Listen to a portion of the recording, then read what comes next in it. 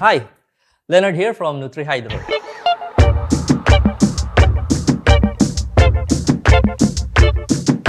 Growing lettuce in greenhouses on NFT systems has become increasingly popular due to its efficient use of space and resources. In this system, a thin film of nutrient solution flows continuously over the roots of the plants, providing them with water, oxygen, and essential nutrients. This method significantly reduces the use of water and fertilizers while considerably increasing yields. Like in any cultivation, growing lettuce is susceptible to fungal outbreaks. In open field cultivation, the use of fungicides is generally accepted as it gets washed out by the elements of the weather. In greenhouse cultivation, however, the use of fungicides and pesticides leave residues and over time it accumulates. In NFT, Kratky, and DWC systems, fungicides applied by spraying on leaves finds its way into the roots and is recirculated non-stop. NFT, Kratky, and DW systems are closed-loop irrigation, usually found in greenhouses. None of these toxins you put in your system washed out, leading to what you call bioaccumulation.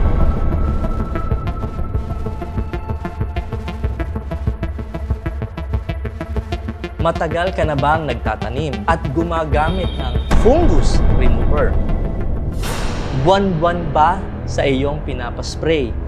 Buwan-buwan ka din bang nakakakain ng patong-patong na fungicide residue? Ikumpara mo ang itsura mo ngayon sa picture mo 3 years ago. Pause ko lang ha. I'll wait for you. Kunin mo ang picture mo. Anong itsura mo? Kung hindi ka kumakain ng fungicide or ng halaman na may fungicide, safe ka. Kung matagal ka nang nakinig sa payo na mag-stock at gumamit ng fungus remover buwan-buwan, buong taon, malamang iba na ang itsura mo. Ang bioaccumulation ay patong-patong na pagdami ng chemical sa iyong taniman. Closed loop na ang irrigation system mo. Naka-greenhouse ka pa. Saan nga naman pupunta ang bioaccumulated fungus remover mo? Saan pa? Napunta yan sa plato mo, sa plato ng customers mo.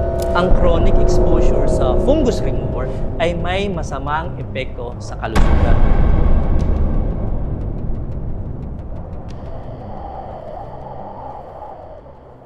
Ang tanong, may solusyon naman ba? Meron po, syempre.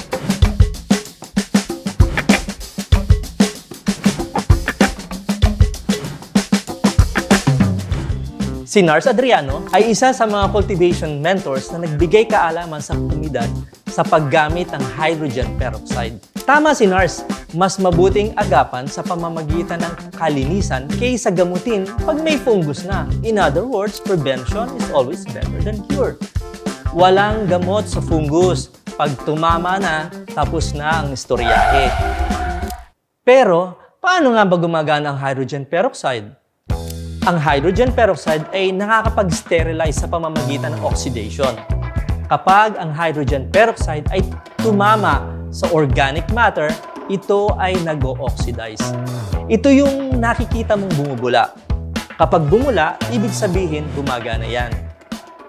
Ang byproduct ng oxidation from hydrogen peroxide ay oxygen at tubig lamang. Dalawang bagay na hindi kailanman nakalalason.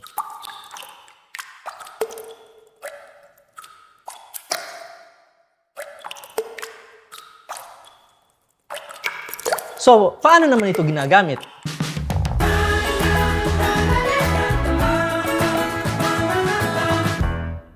Mag-spray. Gumamit ng power washer at spray mo ang lahat ng nakikita mo.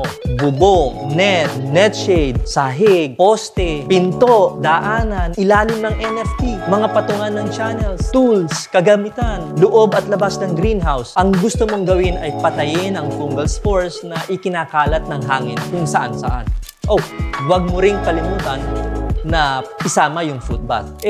Paano naman itong itimpla? Ang NutriHydro ay mayroong 12% hydrogen peroxide ay makakagawa ng 0.5% strength. Ito ay singlakas ng alcohol at ito ay nakakapatay kahit pa COVID virus. Ang 0.5% ay ginagamit pang spray sa lahat at pang linis ng lahat. Pang sterilize ito, ika nga. Pwede din itong gamitin pang disinfect ng kokopit. Napakalaki ng oras at trabahong matitipid nyo kumpara sa pagpapakulo ng kokopit. Dito sa NutriHydro, iyan ang aming ginagamit. Halos perfect lahat ng germination namin sa kokopit kapag sterilize ng hydrogen peroxide. Ang hydrogen peroxide ay ligtas. Ginagamit ito sa mga hospital, ginagamit din ito ng mga doktor kahit sa pag-oopera at subok na epektibo sa pang-sterilize. Iniimbitahan ko po kayong lahat na mag-register. Kasunod po ng registration, ako po ay magpapadala ng sanitation protocol na pwede niyong gamitin sa pagtatanim. Iyan po ay mula sa aking puso para sa inyong mga growers. Tingnan niyo rin po ang website ng NutriHydro kung paano mag-dilute ng hydrogen peroxide sa kung gaano mga karaming tubig ang nais nyo. Meron po doon hydrogen peroxide calculator para mas madali ang pag-mix ninyo. Sa inyong mga katanungan, mag-message sa NutriHydro Facebook page, sa group natin, sa Next Generation of Growers. Pwede din po kayong mag-email sa ask@nutrihydro.com. So, once again, this is Leonard, ang inyong Quality Improvement Engineer. I will see you on the next episode and happy growing!